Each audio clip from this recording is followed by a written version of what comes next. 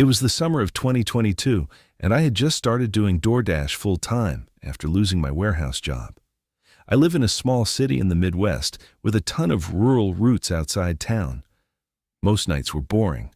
Drive, drop off, repeat. But one Thursday around 11:40 p.m., everything changed.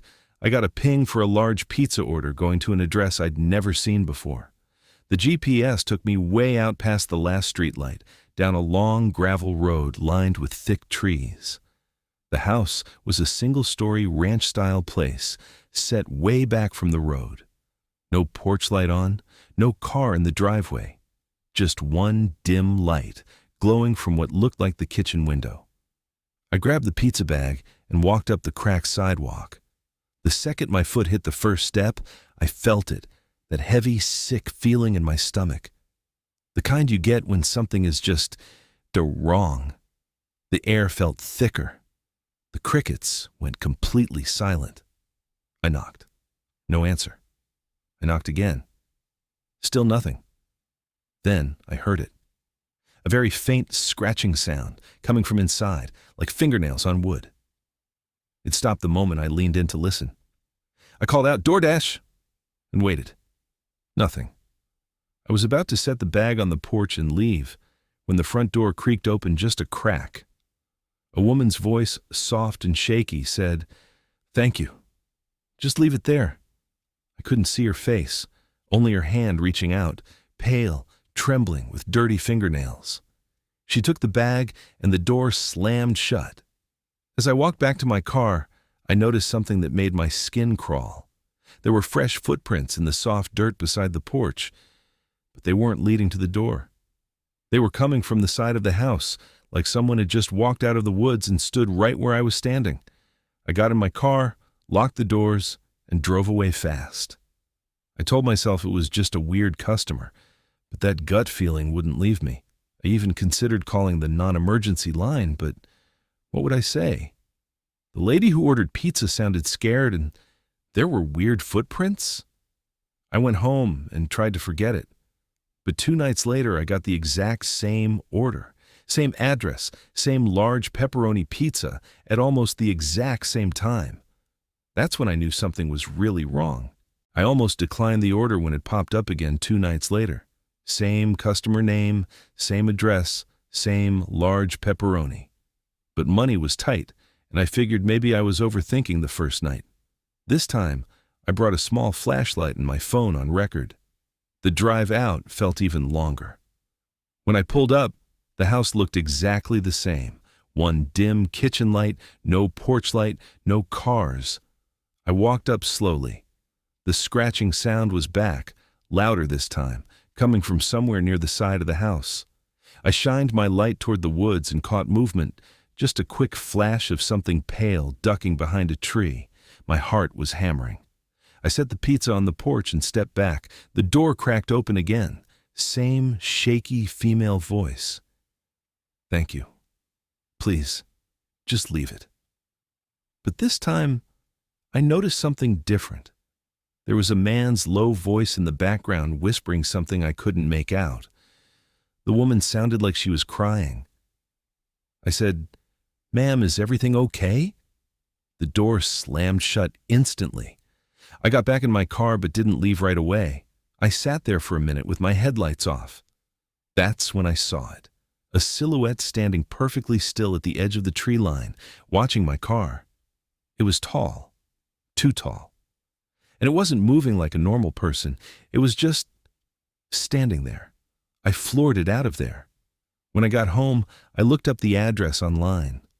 The house was listed as abandoned for the last 14 months after the previous owner died. No one should have been living there. The next day, I drove past in daylight just to see. The house looked completely empty, windows boarded, grass overgrown. But on the side of the house, right where I saw the movement, there was a small basement window that had been pried open. Fresh dirt around it. I started researching the address. That's when I found old news articles about a man who used to live there, a registered sex offender who disappeared right after his wife died. Neighbors said he was obsessed with the house and swore he'd never leave it. That night, the order came through again. Same pizza, same time, same address. This time, I called the police and told them everything. They said they'd send someone to check it out. I never took the order. But around 2 a.m., I got a text from an unknown number. "Why didn't you bring my pizza tonight?" I blocked the number immediately and didn't sleep that night. The next evening, the order came through one last time. But this time, the delivery instructions were different. It said, "Come inside. Doors unlocked. I have cash for a tip." I called the police again. They told me an officer had checked the house the night before and found nothing. No one was there. They suggested I just ignore it. But something in me snapped. I wanted to know what the hell was going on, so I decided to go. But I wasn't going alone. I called my buddy who has a concealed carry permit and asked him to follow me in his truck with the lights off. We parked a half-mile down the road. I took the pizza and walked up alone while he watched from the trees with a rifle. The front door was wide open. The house was pitch black, except for that same single kitchen light. I stepped inside slowly. The smell hit me first, like old food, mold, and something metallic. I called out DoorDash and set the pizza on the floor. That's when I heard the scratching again. But this time, it was coming from above me in the ceiling. Then, the kitchen light flickered, and I saw it. There was a man crouched in the corner of the kitchen. He was filthy, wearing clothes that looked like they hadn't been washed in months. His eyes were wide and glassy. He smiled at me, a huge, broken smile, and whispered, "You came back." I backed up fast. That's when I noticed the walls. Every single wall in the living room had photos of me taped to it. Photos from my deliveries. Photos of me getting into my car at other houses. Even one of me sleeping on my couch through my apartment window. The man started crawling toward me on all fours, still smiling. I turned and ran. My buddy met me halfway down the driveway and we sped out of there. The police finally took it seriously after that. They searched the house the next morning. What they found was horrifying. The man had been living in the crawl space above the ceiling for over a year. He had a small mattress, a bucket, and hundreds of printed photos.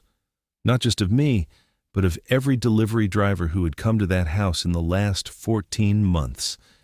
He had been using fake accounts to order food so he could watch people from the vents. The woman's voice? It was a recording he played on an old phone to make drivers think someone lived there. He had killed the real homeowner years ago and hidden the body in the woods behind the house. They arrested him that same day. He's in prison now. But every time I do a late-night delivery, I still feel that same gut feeling when I pull up to a dark house. And sometimes, I swear I can still hear scratching in the ceiling of my own apartment.